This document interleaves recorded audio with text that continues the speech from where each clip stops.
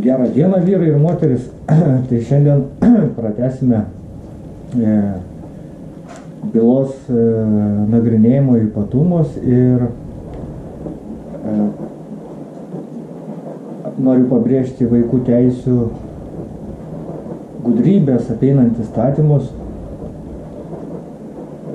darant neteisėtas vaikų apklausas ir panašiai. Tai dabar būtent pasakysiu apie Lietuvos Respublikos vaikų teisių apsaugos pagrindų įstatymas, 20 straipsnis, vaiko teisė būti apsaugotam nuo smurto. Tėvai ar kiti vaiko atstovai pagal įstatymą, valstybės ir savivaldybių institucijos bei įstaigos turi užtikrinti vaiko apsaugą nuo smurto. Draudžiamas visų formų smurtas prieš vaiką. Vaikas nukentėjęs nuo bet kokios formos smurto turi teisę į jo poreikius ir geriausius interesus atitinkančią pagalbą. Valstybė ir savivaldybės imasi visų reikiamų švietimo, socialinių, administracinių, teisinių ir kitų būtinų priemonių, kad apsaugotų vaiką nuo bet kokios formos smurto prieš vaiką ir suteiktų pagalbą nuo smurto nukentėjusiam vaikui, jo atstovams pagal įstatymą. Tai dabar taip gaunasi, kad mūsų vaikų atstovai pagal įstatymą yra Vaikų gerovės centras Pastogė ir jos administracija, juridinis asmuo. Dabar papasakosiu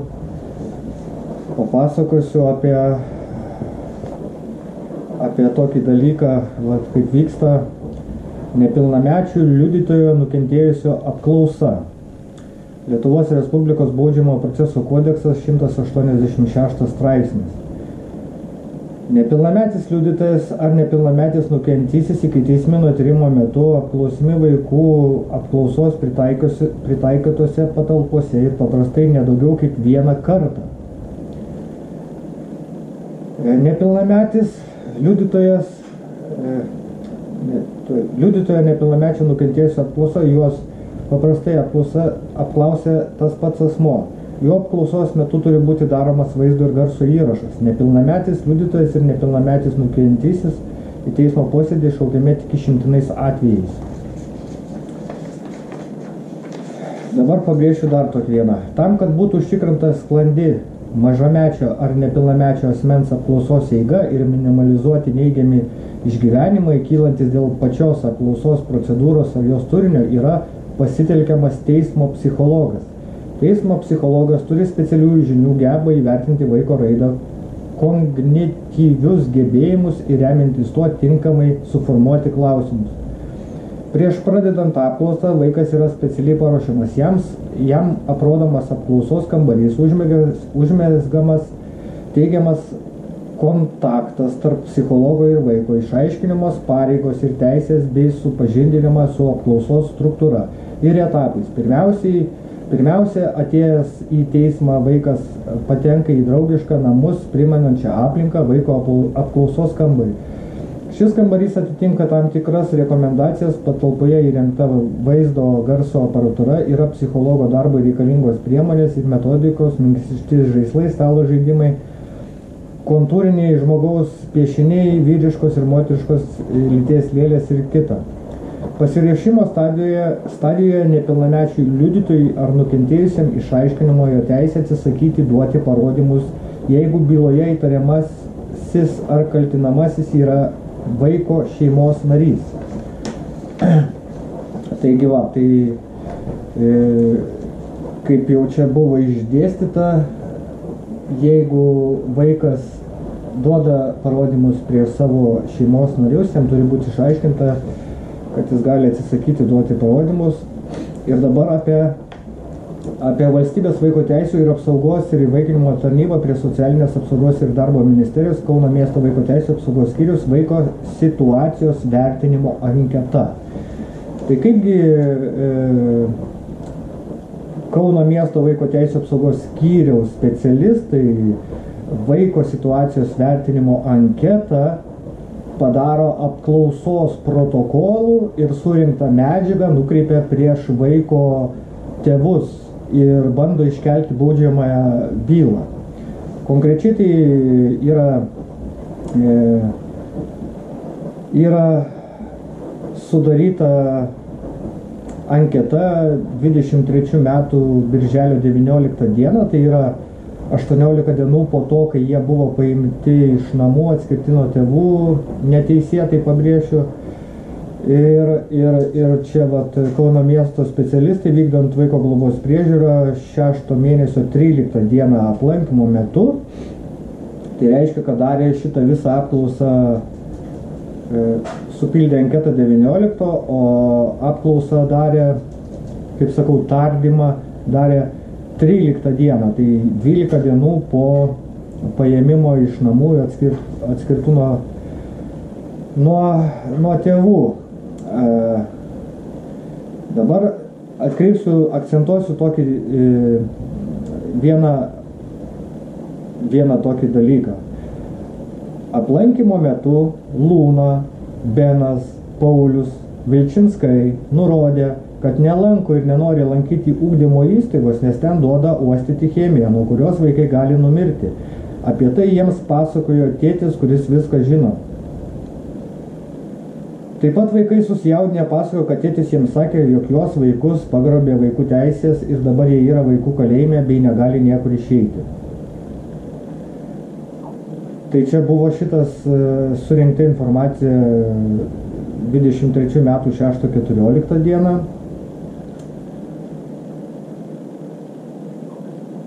O 23 metų 6.8 dieną raštas iš pastogės vaikų susitikimo su tėvais organizavimo pateiktame rašte nurodoma informacija apie galimai netinkamą ir nepilnamečių vaikų interesams kenkinti Mindaugo Vilčinsko elgesį susitikimo metu.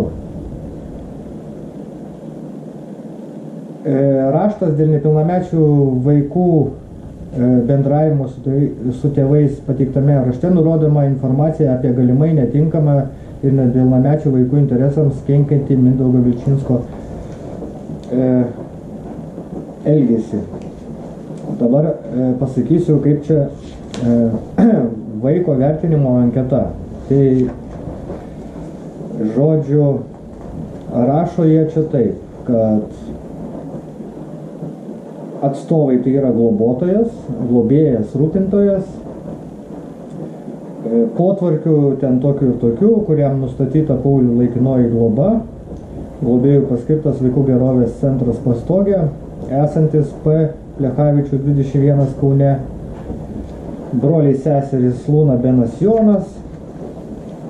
Dabar pasakysiu taip, kad vaiko situacijos aptarimas su vaiku. Aptarimas.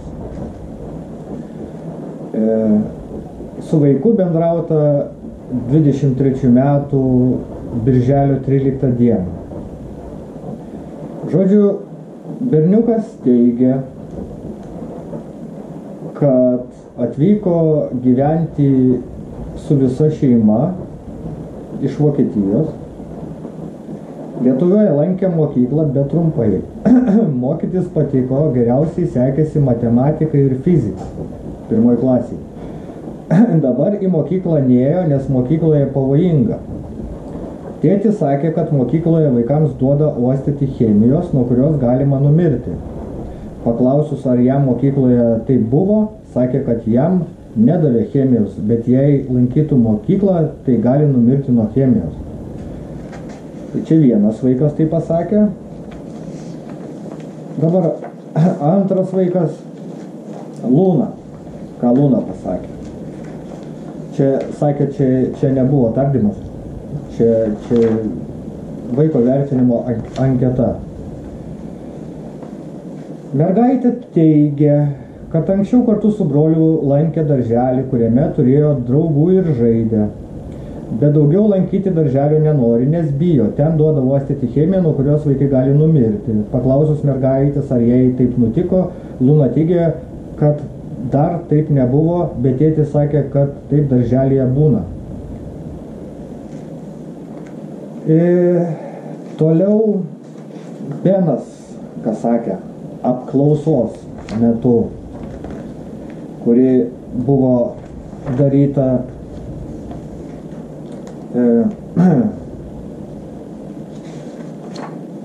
čia tai paskaitysim,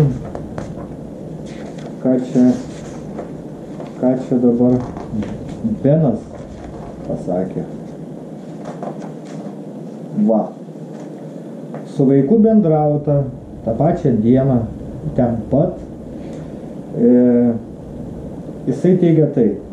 Vaikas nurodė, kad anksčiau lankė darželį, bet dabar nelanko, nes ten blogai. Nepatiko darželį, nes nemoka kepti maisto ir nepatiko žaisti su negražiais vaikais. Ten duoda uostyti ir valgyti chemiją. Paklausus, ar jam teko tai daryti, vaikas atsakė, kad tėtis sakė,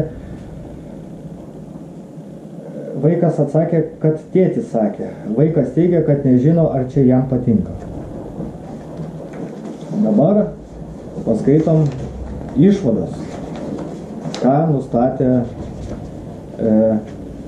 žodžiu, apklausa buvo padaryta, pasirašo Gražina Didžbalienė, kad parodymai surašyti teisingai, viskas čia buvo gerai, čia nebuvo apklausa, čia šiaip buvo vaiko vertinimas. Ir žodžiu, nustatė tokį dalyką.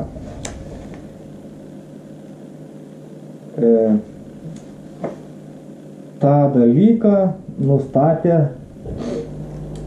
Valstybės vaiko teisių apsaugos ir įvaikinimo tarnybos prie SAADM Kauno miesto teisių apsaugos skyriaus vyriausioji specialistė Raminta Skvireckaitė.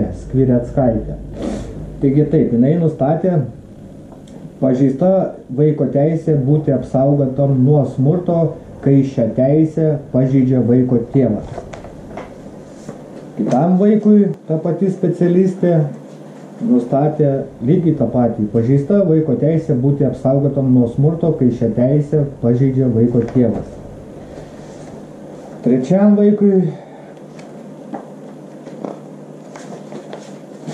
vaikui nustatyta viskas tas pats, ta prasme, Didžbalienė pasirašo, paskui pasirašo ta pati Rimanta, tie patys asmenys, pažeista vaiko teisė būti apsaugotam nuo smurto, kai šią teisę pažeidžia vaiko tėvas. Tai reiškia, kad jie jau nustato be jokio tyrimo apie pažeidimą, tai rašo ir visą tai pasirašo vaiko atstovo pagal įstatymą, vardas pavardė, tai yra socialinė darbuotoja Gabrielė Jarmalienė. Čia pastogės direktorė. Informacija įteikusio darbuotojo pareigų pavadinimas, vardas pavardė, vyriausioji specialistė Raminta Skvireckaitė. Taigi, vaiko vertinimo anketa yra apeinamas didelis vaikų apklausos procesas, kuriame reikia, kad dalyvautų ten ir taip ir toliau. Žodžiu, jie dabar įvertino, kad yra pažeistas. Jie įvertino be teismo, be nieko, vaikų teisų specialistai yra įvertinę, kad yra tėvas, kad panaudoja smurtą prieš savo vaikus. Pažeista teisė būti apsaugotam nuo smurto, kai šią teisę pažeidžia vaiko tėvas. Tai ta prasme, be teismo, be nieko, jau jie priėmė tokį sprendimą, tada automatiškai įsijungia Lietuvos Respublikos vaiko teisių apsaugos pagrindų įstatymas. Ir trečias straipsnis, valstybė ir savivaldybės imasi visų reikiamų švietimo, socialinių, administracinių, teisinių ir kitų būtinų priemonių, kad apsaugotų vaiką nuo bet kokios formos smurto prieš vaiką ir suteiktų pagalbą nuo smurto nukentėjusiam vaikui jo atstovams pagal įstatymą. Tai dabar jie patys pasirašė tokį dokumentą, patys sugalvoja, patys atspausdinę, čia grinai copy-paste visas šitas ir taiko dabar tokį dalyką. Kaip sakė, aš skambinau, ką tik sakau, ar jūs informavot vaikus apie tai, kad kaip numatyta teisės aktų, kad reikia informuoti apie visus, tai čia sakė, čia nebuvo tardymas, čia buvo vaiko vertinimo anketa ir vaiko vertinimo anketa gavosi vaikų parodymai prieš savo tėvus, jiems to nežinant ir neaišku, ir iš viso tai buvo padaryta, kaip turi būti padaryta pagal protokolą. Įsijungia tas, iškart jau gavosi čia visi pažeidimai, tada čia, kaip sakiau, buvo visa šita informacija sudaryta kaip ir, tuoj pasakysiu, kada konkrečiai buvo sudaryta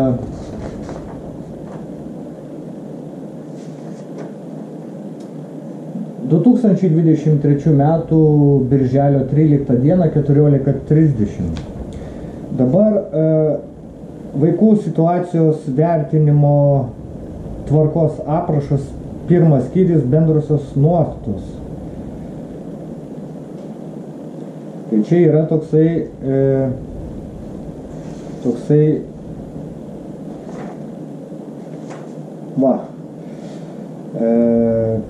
vaikų situacijos vertinimas, pirmasis skirsnis, bendrosios nuostatos. Tarnyba arba jos įgaliotas teritorinis skyrius atlieka vaiko teisės apsaugos pagrindų įstatymo 36 straipsnio pirmoje dalyje numatytus veiksmus, atlieka vaiko situacijos vertinimą, užpildydami vaiko situacijos vertinimo anketos formą. Vaiko situacijos vertinimas turi būti atliktas ne vėliau kaip per 5 darbo dienas nuo pranešimo gavimo dienos. Per 5 darbo dienas nuo pranešimo dienos. Tai žodžiu, jeigu juos paėmė iš namų birželio 1, teisme vaikų teisių specialistas davė melagingus parodymus, kad vaikai nėjo į darželį, tik buvo užregistruoti. Paskui davė parodymus melagingus, kad vaikų teisių specialistai namuose nei kart neturėjo galimybės apsilankyti. Ir, kaip sakyt, tai jie net neįvertinę vaikų, ta prasme, pažeidė visą šitą savo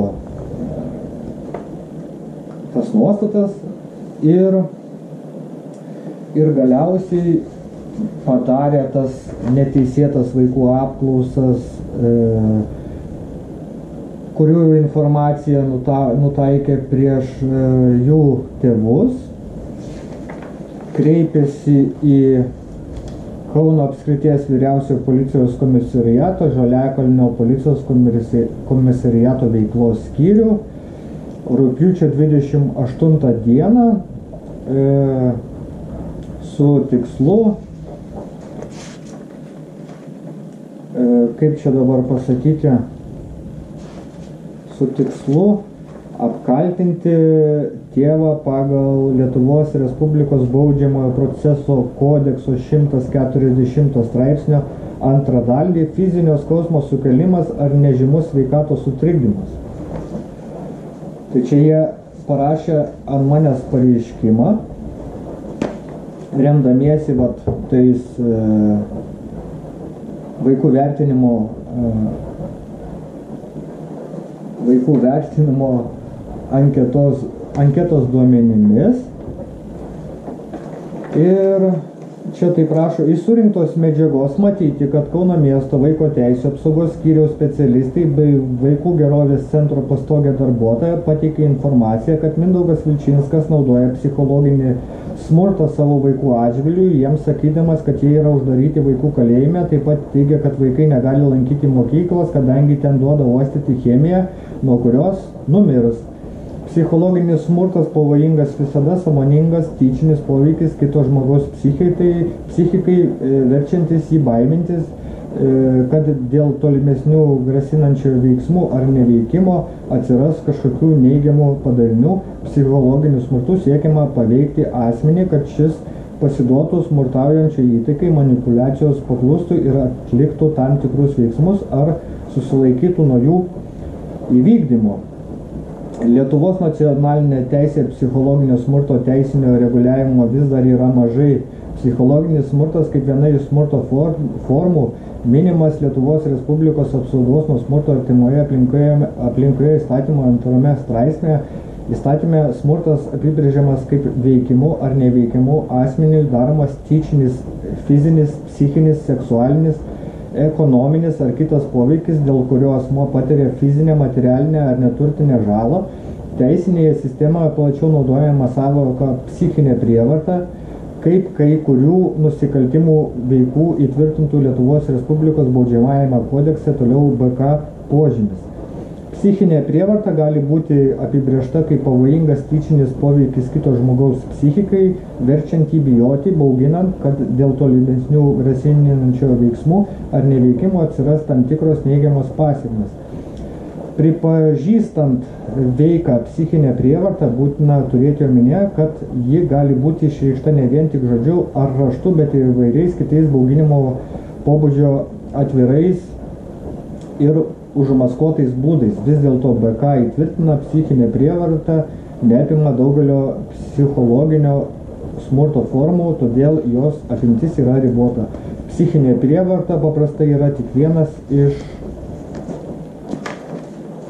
kvalifikuojančių griežtesnių atsakomybę nusikalstamos veiklos požymių, tai yra šios normos yra nukreiptos ne konkrečiai į psichologinį smurtą, o tik nustato griežtesnės bausmės kaltininkui panaudojus psichinę prievartą. Iš surinktų duomenų matyti, kad nėra pakankamai objektyvių duomenų leidžiant suteikti, kad Mindaugo Vilčinsko veiksmuose yra nusikalstamos veiklos požymių pagal Lietuvos Respublikos baudžiamojo kodekso 140 straipsnio 3 dalį. Paskaitom dabar Lietuvos Respublikos baudžiamojo kodekso 148 straipsnį ir pažiūrime, kas ten gresia už tą visą, jeigu tai būna pagrįstas kaltinimas ir jisai būna tuo apkaltintas. Taigi, žodžiu, už tą nusikaltimą baudžiamas, kiek pamenu, nežinau, pamečiau lapą, baudžiamas bauda arba laisvės atėmimu iki 2 metų. Tai dabar ką aš norėjau pasakyti?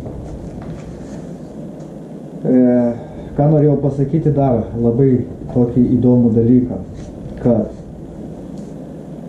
vaikų situacijos vertinimo tvarkos aprašas, čia bendrosios tos nuostatos. Tai taip išeina, kad kai vaiką paima nuo tėvų, uždaro jį tenai laikinos ten tas visokius pastogės ir panašiai, tada labai įdomus veiksniai gaunasi, kad tėvai jau nebe tėvai sutinka arba prieštarauja pateiktiems šitiems visiems duomenims surinktiems apie vaiką situacijos vertinimo metu, bet tai tvirtina ir gali užprotestuoti laikinasis globėjas. Tai dabar vaikų teisės bendradarbiaudamos su pastogės įmonė yra abidvi glaudžiuose santykiuose, jos atima vaikus iš šeimos, nuveža į pastogę, ten padaro neteisėtą apklausą, tai pavadinę ne apklausai ir netardymų, bet vaiko situacijos vertinimo anketa, surenka duomenis prieštaraujančius visiems teisės aktams ir prirašo, iš vis neaišku, kokiu būdu jie ten parašo, ar iš vis ten tie vaikai buvo apklausti, nieks nežino, nes pagal vaiko situacijos vertinimo tą įstatymą čia nėra jokių tokių griežtų nurodymų kaip baudžiamojo proceso kodekse liudininkų apklausoj, nors pagal surinktą medžiagą jie bando iškelti kaltinimus tėvams ir vaikų neinformavę apie tai, kad jie gali atsisakyti duoti parodymus prieš savo šeimos narius ir ten žalą visokią, ko pasiekoje.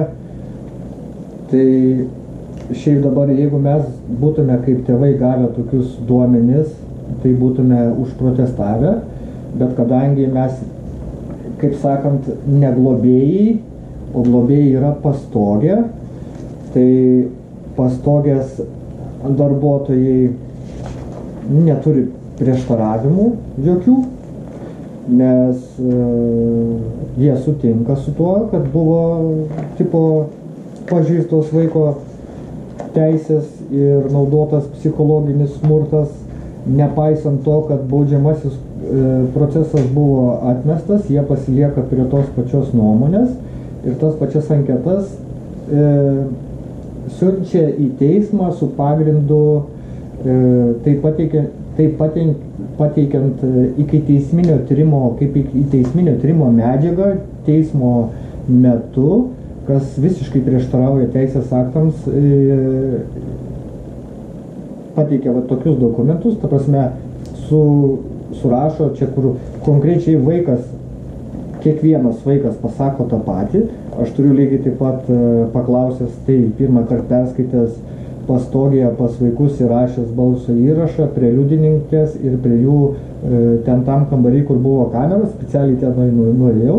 Tai tada jie manęs parašė raportą, kad aš tardau vaikus neteisėtai, kad įrašinėjau pokalbius ir, ta prasme, dar manęs už tai tarnybinį parašo. Tai va, tokie vyksta dalykai su vaikų teisėm ir visais kitais tokiais dalykais, kaip jie manipuliuoja, turėdami tokias sąlygas ir galimybės piešti jiems palankius visokius protokolus, popieriukus, kuriuos, kaip sakyt, pasirašo pastogės direktorė, patvirtindama. Čia dabar va pasirašo, patvirtinau, kad visos vaiko situacijos vertinimo anketos 21 punkte nurodytos aplinkybės surašytos teisingai. 21 punktas, paskaitysim. Taip, čia taip.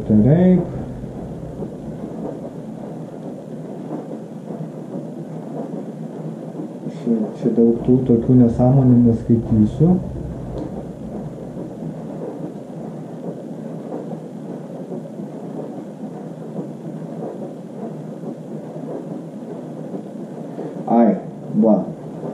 Tai dabar pas visus vaikus yra nustatytas kūno masės indeksas per mažas. Visuose dokumentuose buvo nustatytas kūno masės indeksas per mažas. Tai yra 15 dienų nuo vaikų atskirimo iš šeimos. Tai buvo, ta prasme, pabrėžiu, kad šeimoje nebuvo taip, kad čia jiem buvo kažkas tai blogai ir kad jie čia tipo paėmė ir juos išgelbėjo nuo kažkokios gyvybės pavojų ir panašiai. Jie paėmė vaikus iš saugios aplinkos, iš normaliai, ta prasme, mylimo šeimos. Ir vaikai patiriami stresą, būdami atskirti nuo tėvų per 14 dienų, logiškai, kad vaikai ir mažiau valgė ir visa kita, ir jiems kūno masės indeksas tikrai galėjo nukristi. Tai jie būtent dar tai prisega prie bylos, kad tipo vaikai buvo čiut ne badu marinami. Gal taip čia galima būtų traktuoti. Ir